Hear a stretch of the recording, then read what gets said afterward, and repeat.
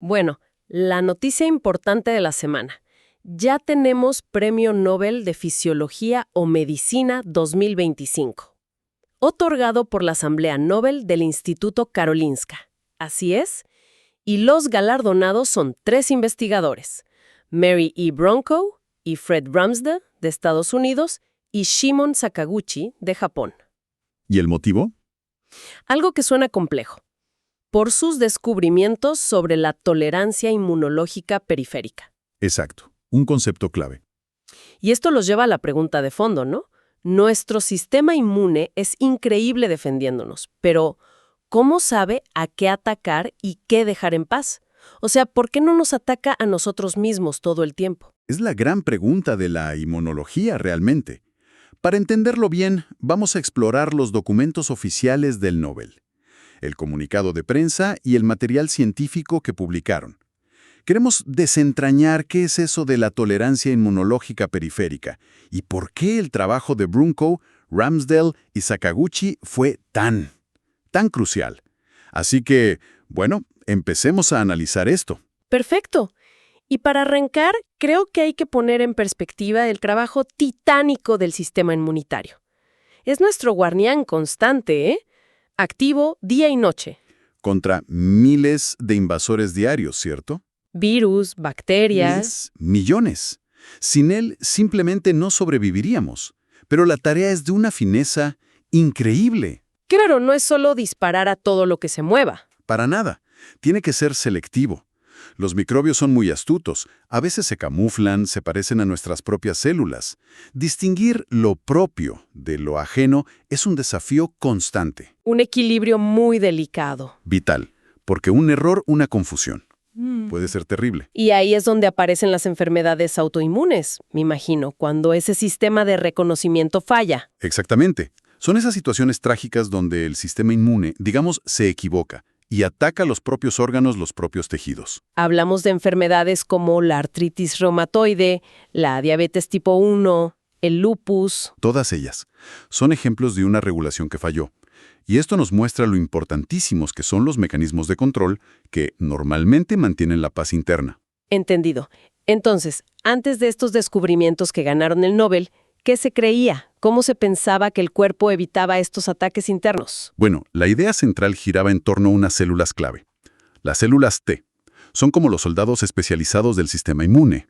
Ajá. Hay varios tipos, pero simplificando mucho, tenemos las células T colaboradoras, que son como las que dan la alarma y coordinan la respuesta.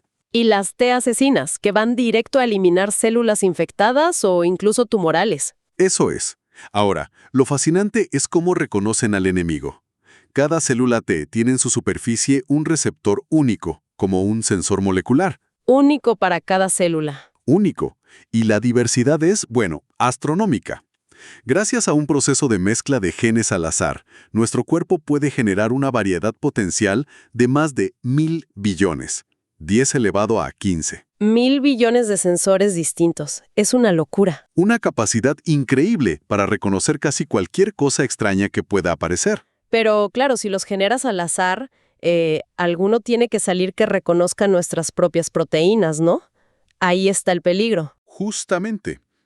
Y la teoría dominante, digamos, hasta los años 90, para explicar cómo se manejaba ese riesgo, era la tolerancia central. Tolerancia central. ¿Qué significa eso? La idea era que las células T se educan en un órgano llamado timo.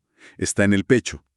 Ahí, las células T inmaduras, que reaccionan muy fuerte contra componentes propios, bueno, son identificadas y eliminadas. Ah, como un control de calidad antes de que salgan a la calle, digamos. Exacto. Una especie de academia militar donde se depura a los cadetes potencialmente peligrosos. Se pensaba que este proceso en el timo era la principal, casi la única, manera de prevenir la autoinmunidad. Suena lógico, la verdad. Pero, ¿era suficiente? ¿Explicaba todo? Pues no.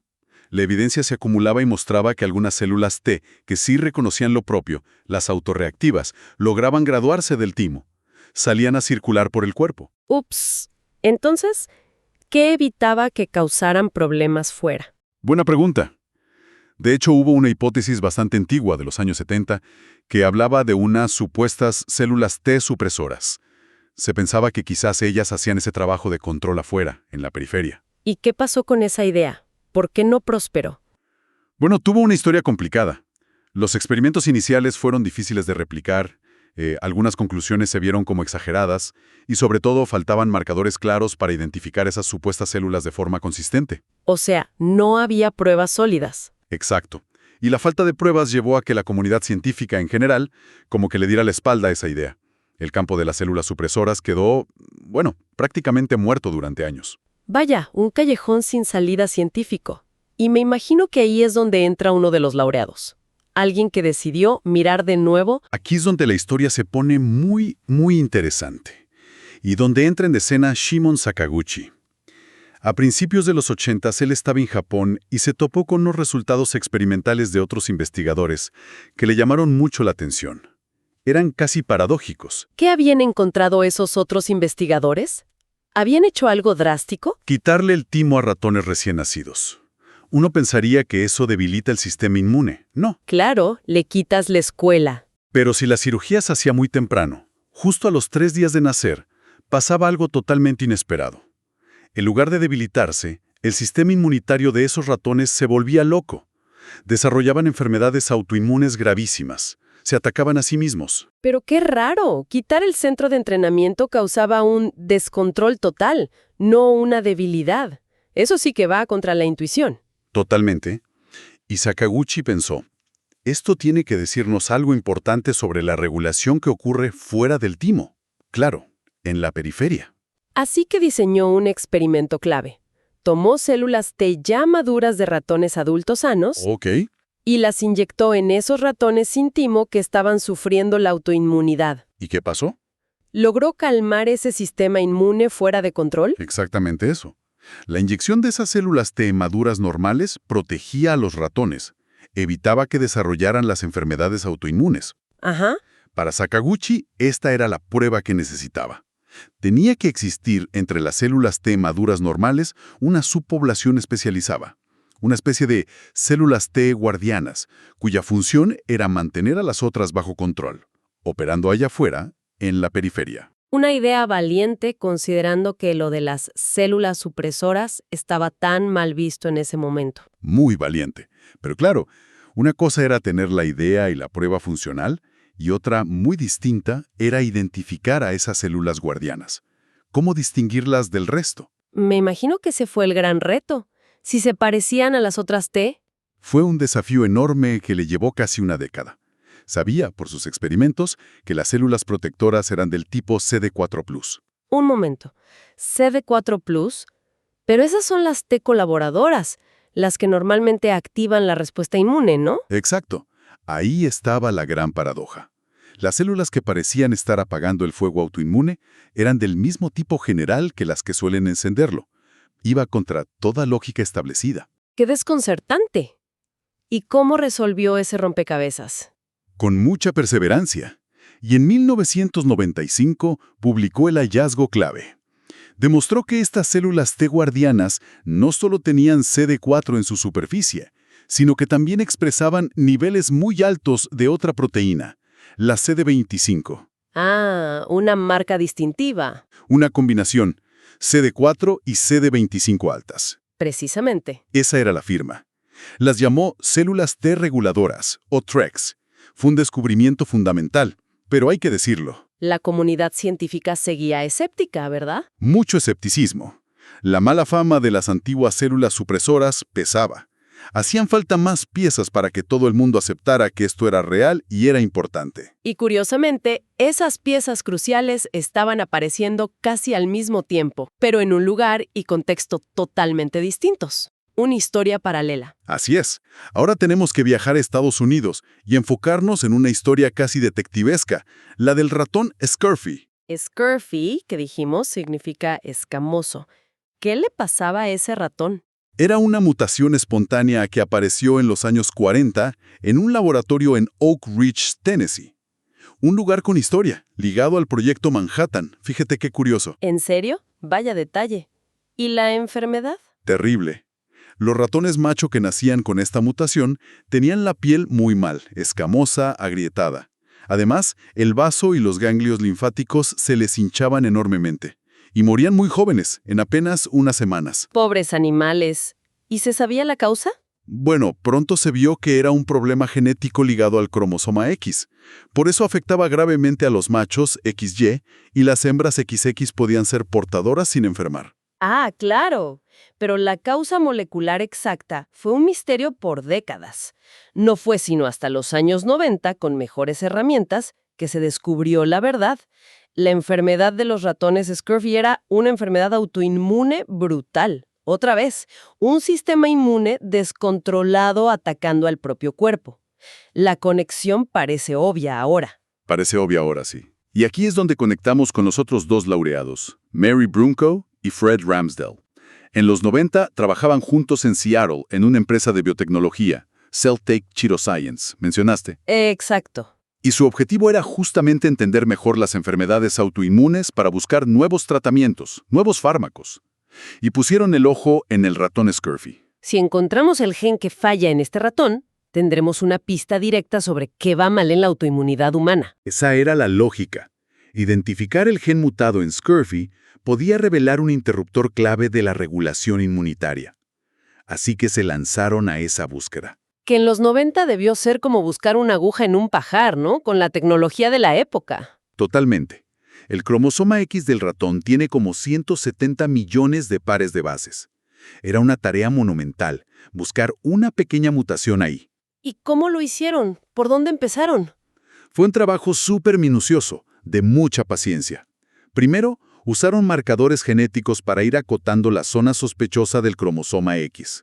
Lograron reducirla a una región de unos 500,000 pares de bases. Mucho más manejable, pero todavía enorme. Todavía grande, ¿sí? Entonces, mapearon esa región en detalle, identificaron todos los genes que había ahí, que resultaron ser unos 20 candidatos, y empezaron la tarea de comparar cada uno de esos 20 genes entre los ratones sanos y los Scurvy. Buscando la diferencia, la mutación clave. Uno por uno. Imagina la tensión. Revisaron el gen 1, nada. El 2, nada. El 10, el 15, el 19, nada. No me digas que estaba en el último.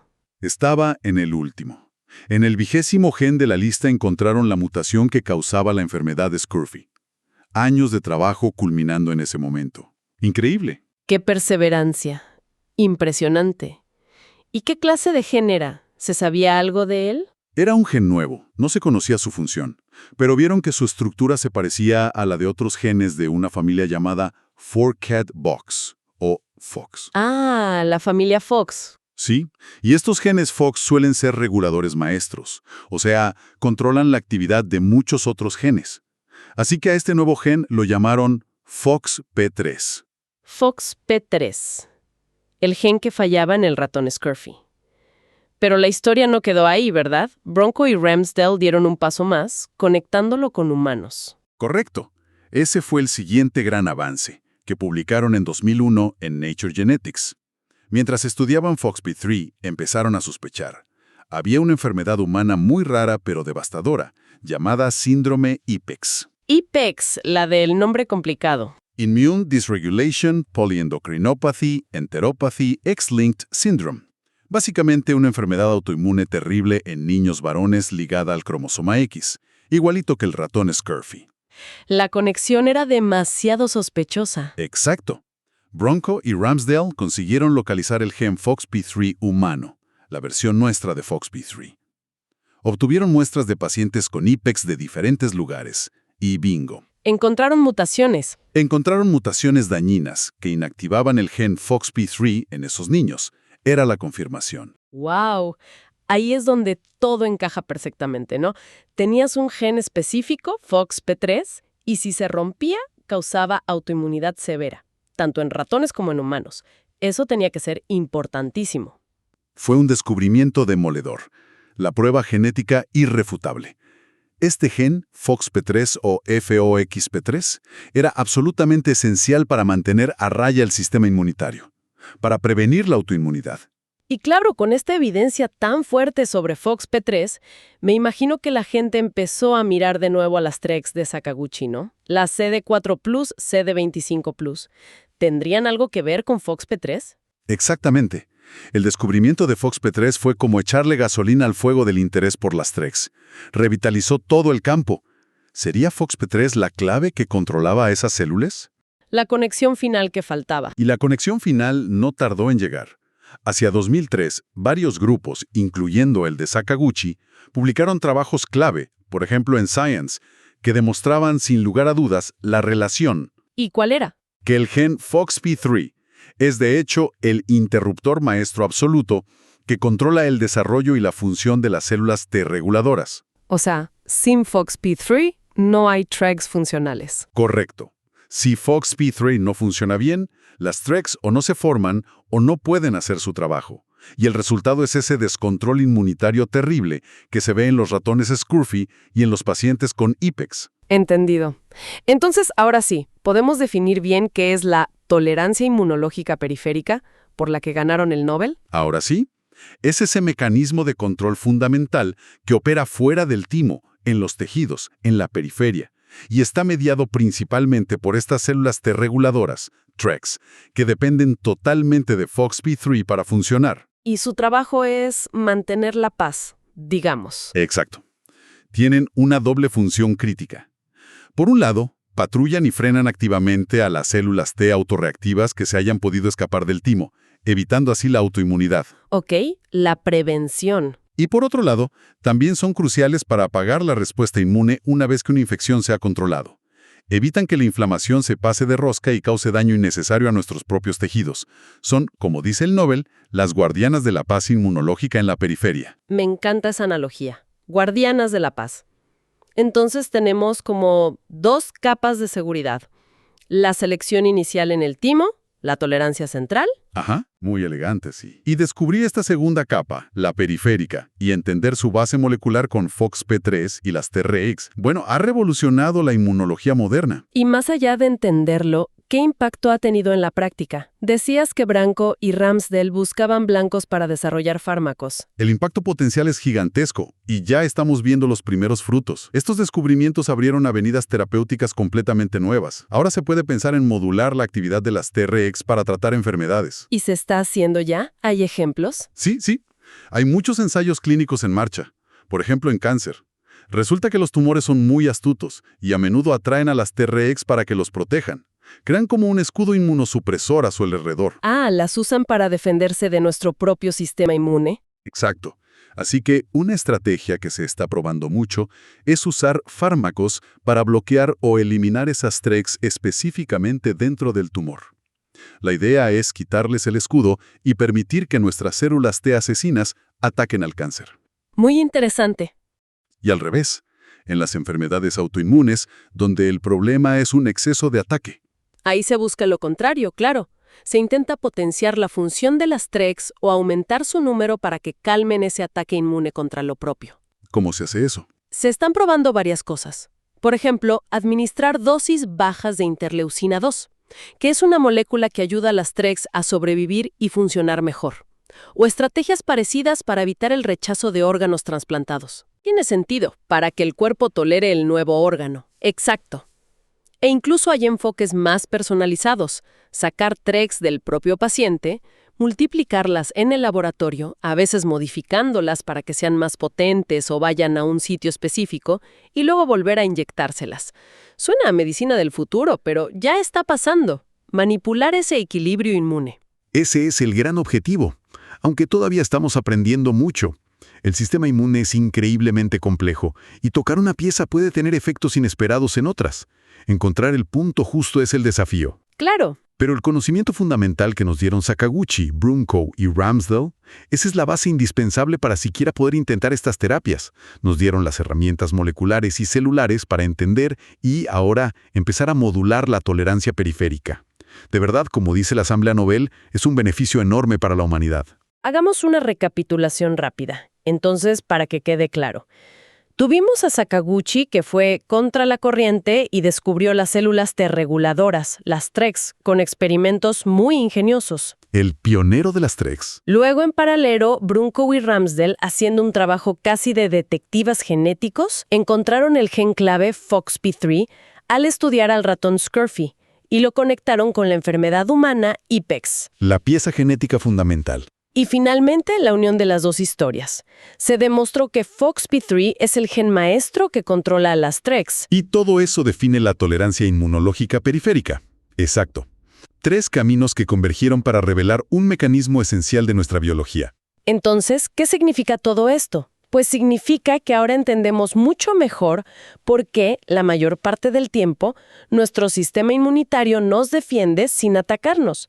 Entendemos mejor ese baile delicado entre atacar y tolerar. Y esa comprensión, como venimos diciendo, va mucho más allá de la biología básica. Es la llave para una nueva generación de tratamientos. Terapias que podrían cambiar la vida de gente con cáncer, con enfermedades autoinmunes, con trasplantes. Aunque todavía queda camino por recorrer, claro. Por supuesto. El camino del descubrimiento básico a la terapia efectiva y segura siempre es largo y tiene obstáculos. Todavía estamos aprendiendo a afinar esa manipulación de las TREX. Y eso nos lleva a una última reflexión interesante, ¿no? Porque mencionaste que las TREX son como un arma de doble filo. Son esenciales para protegernos de la autoinmunidad. Indispensables. Pero los tumores las pueden usar para protegerse ellos. Esa dualidad es fascinante. Y es el gran reto terapéutico ahora mismo. Exacto. Así que, quizás la pregunta para llevarnos es, pensando en esa naturaleza dual, ¿cómo podrán las terapias del futuro lograr esa afinación tan precisa? ¿Será posible algún día potenciar la función de las TREX para calmar una artritis, por ejemplo, pero al mismo tiempo desactivarla selectivamente dentro de un tumor en el mismo paciente? ¿Todo sin causar un desequilibrio peligroso en otro lado? Es el desafío de la inmunoterapia de precisión. Un desafío enorme, sin duda. Pero es hacia donde apunta la investigación en este campo tan apasionante que nos abrieron estos 3 premios Nobel.